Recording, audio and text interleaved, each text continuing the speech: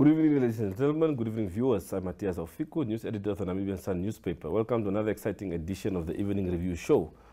Well, today we continue the topic that started yesterday. Of course, the events unfolding in the Ovaherero Traditional Authority. We had one discussion last night. We're going to continue the discussion this evening. But before we get into the matters of this topic, let's first have a look at tomorrow's headlines.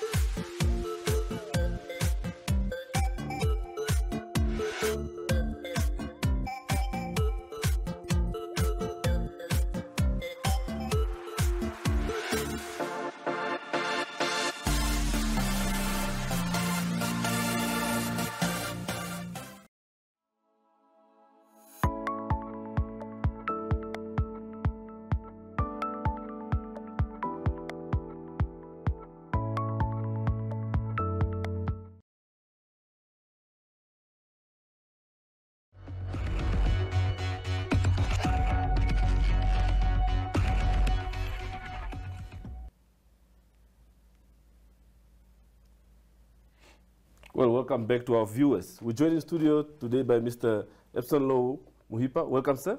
Thank you very much.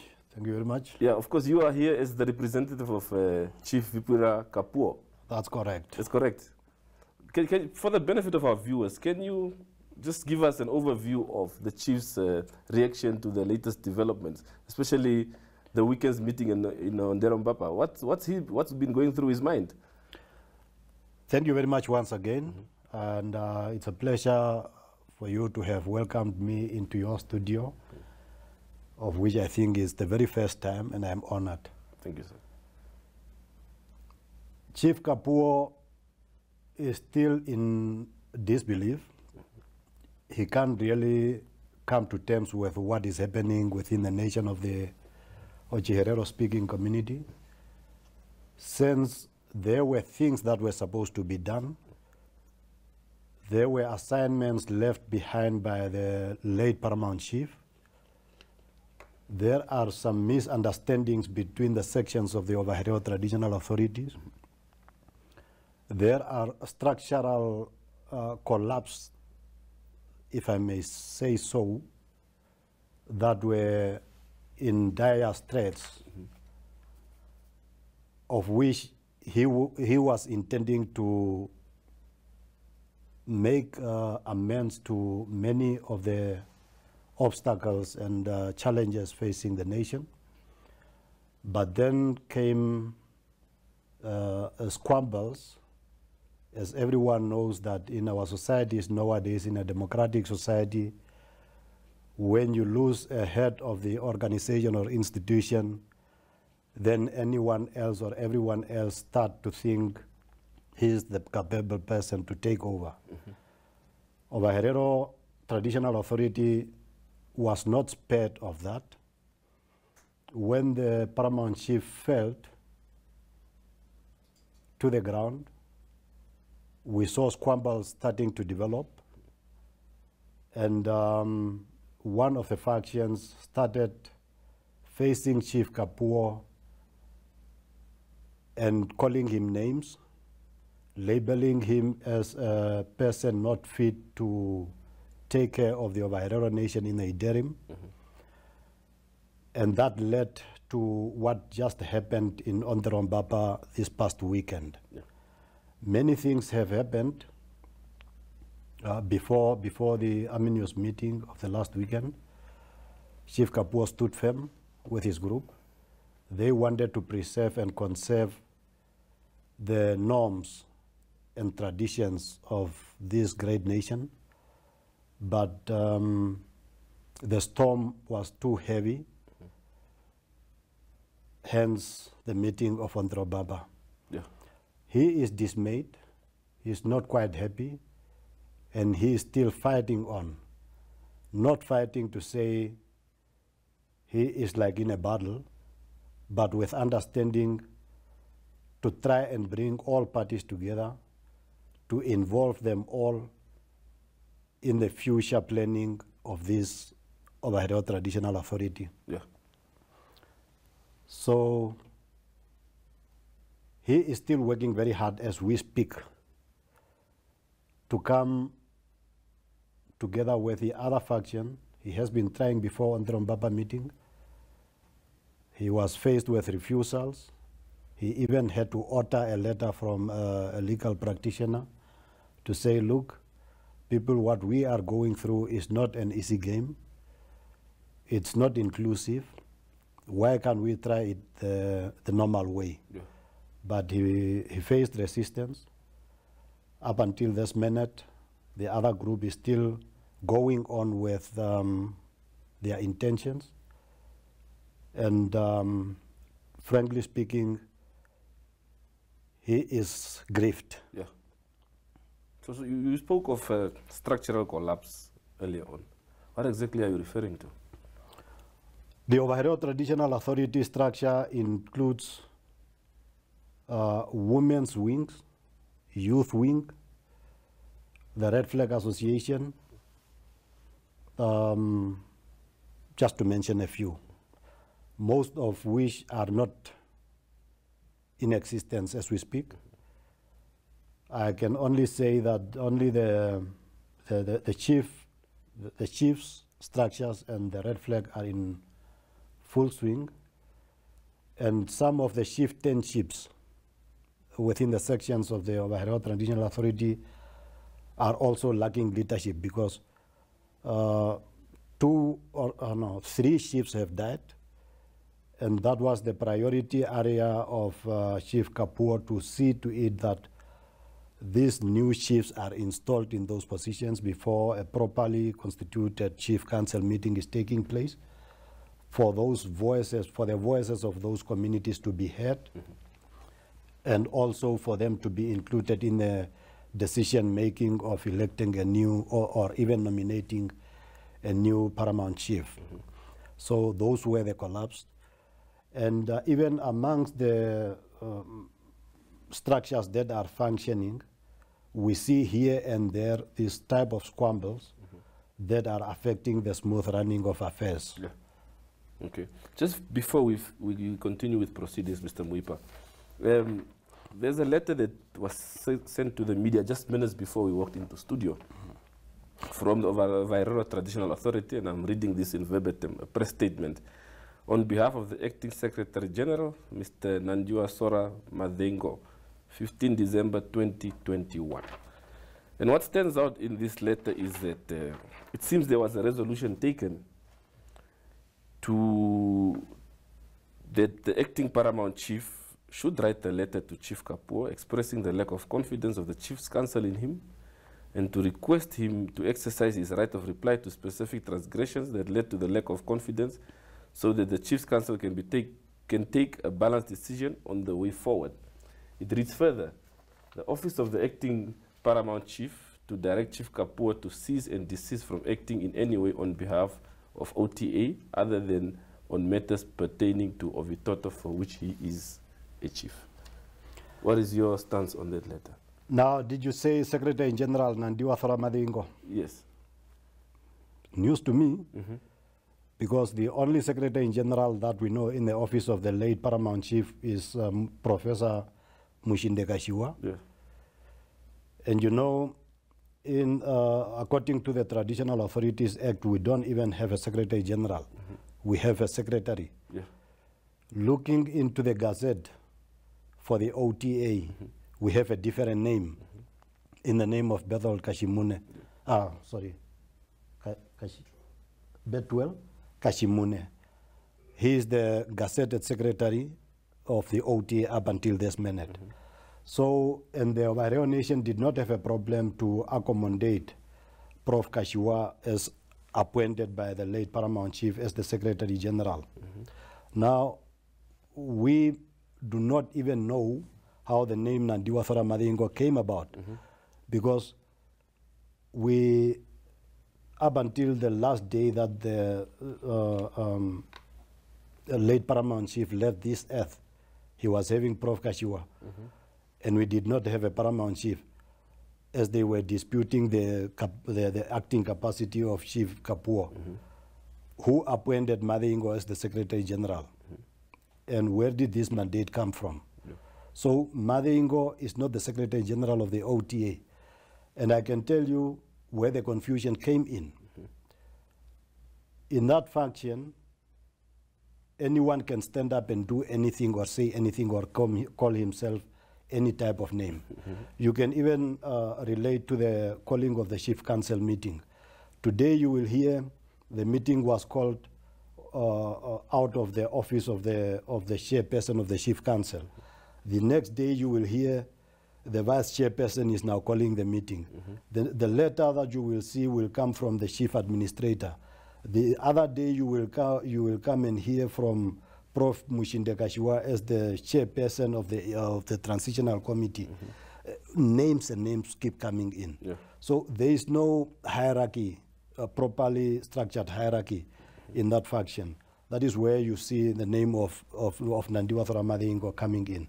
So he is not authorized to write a letter to a senior chief who was tasked with the responsibility to represent the masses from the constituency where he came from to become or to be accorded the chairmanship of the Chief Council. That's a very senior position to be gambled with by anyone who just wake up from home and start writing letters. That's one. Two, the press release that you are reading emanates from the council meeting, a purported council meeting that they held in Aminius. And there were misrepresentations that led to those resolutions. So Chief Kapuuo cannot and will not support the resolutions of this meeting. He notified them prior to the meeting to say, don't go ahead with this meeting because there was a meeting prior to that one announced to be taking place at the Chuarongo. And Chief Kapuuo, by virtue of being chairperson of the Chief Council, and without his consent, that meeting was announced and they canceled that meeting. He announced that maybe if we can have that same meeting, the Chief Council meeting, on the weekend of the 10th to 12th December, pending the resolving of the issues that are pending. You know, they took the date and they did not mind to include him in the program of making decisions with regard to the preparation towards that meeting. So what they took from him was just only the date, the agenda, the times, the venues, and everything was theirs. So Chief Kapuuo called his deputy or vice chairperson to say, let's meet and discuss about what you people are doing. What are you up to?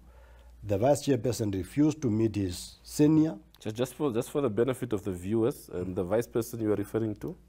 Chief Chiunje of Aminius. So he refused to meet his senior, which is now Chief Kapuuo, and because he has already set in motion preparations for this Aminius meeting.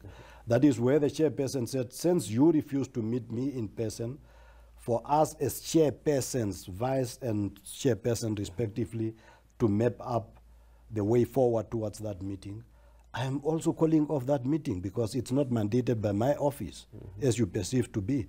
So he wrote a letter that I just alluded to here earlier from the lawyer to inform them that there is irregularities, there is hidden agenda in this whole thing. Let's go back to the drawing board and do things the right way. But then they proceeded with this meeting. And in that same letter, Chief Kapuuo also informed Chief Chiunje and the group that should that meeting take place, decisions taken there will be null and void and they will be challenged.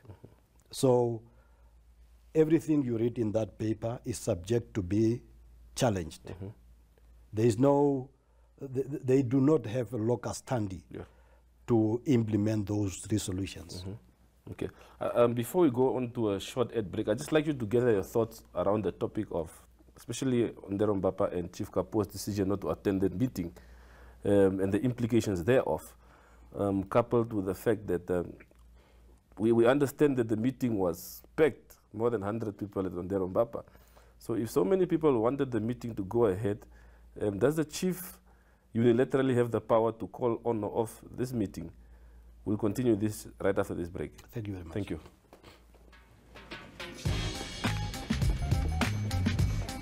And what do you think about this one, babe? Let me go now.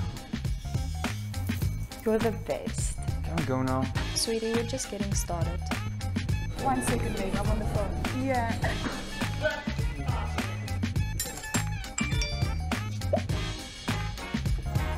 What do you think about this one, babe? Babe?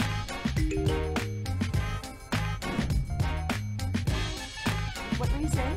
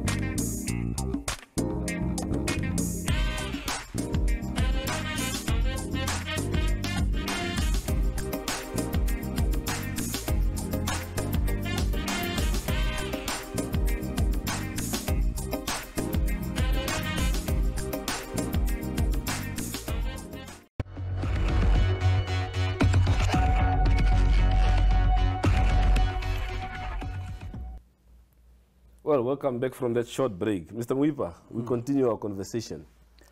Just before we went on to the break, I introduced the topic of the issue of a certain section of the community wanting the meeting to take place, and Chief Kapuuo seemingly calling off the meeting because he felt there are certain procedures that were not followed leading up to this day.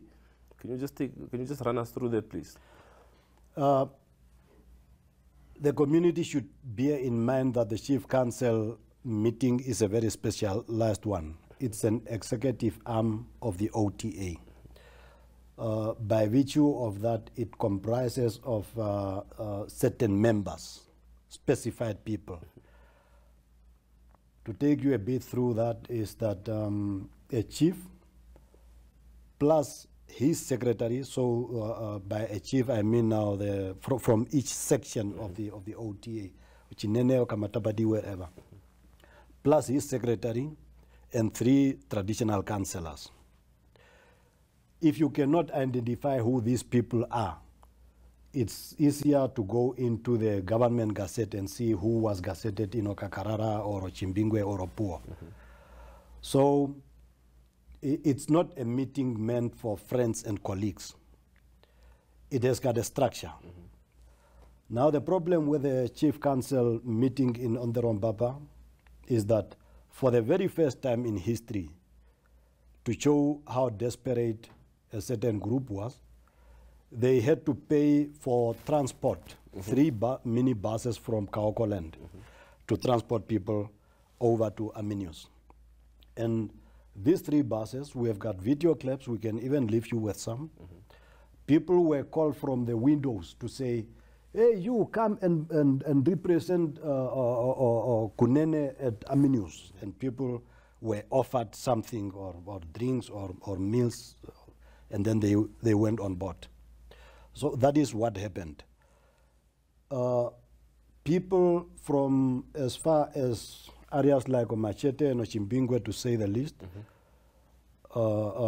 since they are not in support of what is going on or what is going to happen in Aminius, they call people from Windhoek and say, no, you can go and represent your section. Yeah. That is what happened. Even if we had 1 million people in Aminius this past weekend, they were not legitimate representatives of the sections of OTA at grassroots.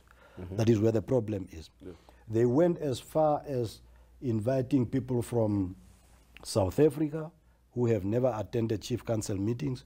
They went as far as inviting people from Botswana, and they elevated the office staff, the administrative office staff, to full members of the Chief Council. Yeah. Normally what happens is that a certain few number of people from the administrative staff would attend the Chief Council meeting and do reports according to their specialized fields of work, and not necessarily to participate in debates even emanating from those reports. They are not party to that. Yeah. So that is what happened. So Chief Kapuuo, having objected to the host of this meeting, also knew for sure that the meeting will not constitute out of the rightful people, and the outcome of the meeting will always be like the same as we are reading today. Yeah. There are sentiments that this whole clash of factional battle, if one can call it that, is solely because of the designation of Professor Mutjinde Katjiua as PC designate. Is this really a procedural issue, or is this the man being played? It didn't start now. It didn't start on Sunday or Saturday when they came from Aminius. It started on the 18th of June. There was no problem back then. After announcing the sudden passing of our late PC, Prof. Katjiua called a meeting of his colleagues and two chiefs who were present, and then set up a committee called the Transitional Committee. And in that committee, he elevated himself above the chiefs to become the chairperson. So the representatives of the grassroots were now reporting to the Secretary General of the office. So why was it not challenged then? It was challenged. Okay. It was challenged, but not at a legal front. It was challenged not at a legal front. So Chief Kapuuo was also included in the committee, but then every time they had to meet for those 2 times or so that he was involved in meetings, they could not agree much on certain issues. Yeah. And So in essence, Chief Kapuuo was reporting to the SG, now the head of the Transitional Committee. Yes, yes, the SG who was supposed to report upwards, he was now being reported to. Yeah. Yeah. So the developments from there that led to the host of the meeting in Aminius led to him being a PC designate, and also led to more objections from the other faction supporting Chief Kapuuo to say, that is what we knew. We knew why he elevated himself to be the boss of the chiefs. We knew that he wanted to promote himself through this transitional committee, only for him to be nominated as a sole candidate. And there is more to that. He even had to set up requirements, qualifying requirements for a person intending to be PC. And those requirements, he was the only person who can meet them. So any other potential candidate would look at the requirements and does not meet them. So the competition or the playing ground was not leveled, but the player and the referee was Prof. Yeah. So what are some of these requirements that you are referring to, compared to how it was done in the past? A person intending to become PC must have an OTA membership card for a certain period of time. I cannot tell or be specific. And he must be a paid-up member. And you know, this card thing just came a few years back, and it was not implemented broadly. Yeah. So Prof. Katjiua definitely, as a person in charge of these things, would qualify. The person must have been close to the affairs of the OTA beyond reasonable doubt. I mean, there are a number of them. Yeah. Yeah. So if you are close to the OTA, and maybe you are always just behind the chairs there, you cannot be noticed. Yeah. But him being at the forefront all the time, he will definitely be the one to qualify. Yeah. Okay. Just lastly, before we end off, Mr. Muhipa, two things. You mentioned that when the transitional committee was established, Prof. Katjiua was the head of that committee. Okay? Everything was fine, nothing was done. You mentioned earlier on that there's no provision in the Act for a Secretary General for OTA, just the Secretary, Yeah. if I heard you correctly earlier on. Sure. So is it safe to say that Chief Kapuuo and perhaps his followers left it too late only to start acting now? It seems there were red flags already at the time. No, I don't know how late it can be, because the faction supporting, and the people are not just supporting Chief Kapuuo. Let's not make a mistake, because the people are supporting the rule of law. So head Katjiua, for example, let me say Prof. Katjiua called that meeting and introduced the three chiefs who were available in town, Chief Kapuuo, Chief Chiunje, and Chief Kapuuo, Chief Wabukwani, and Chief Shingaete, to take over in the interim, because our act, our rule in the OTA constitution says senior chiefs must be the ones to take over or to act on behalf of the PC. So there could not have been a problem. But now that he decided to do it himself, for himself, the section of supporting the rule started to raise the red flag. And then processes started moving in gradually up until this stage. Okay. Yeah. Okay. Mr. Muhipa, thank you very much for your insight, and we wish the Herero Nation all the best. Thank you very much. Thank you. Thank you very much. I really wish the Ovaherero people will one day realize the mistake that we have done. Each groups, if really all two of them have done the same mistakes, come together, map the way forward. But in a democratic society, I've told you earlier, that is not done. Yeah. Thank you very much. Thank you, sir.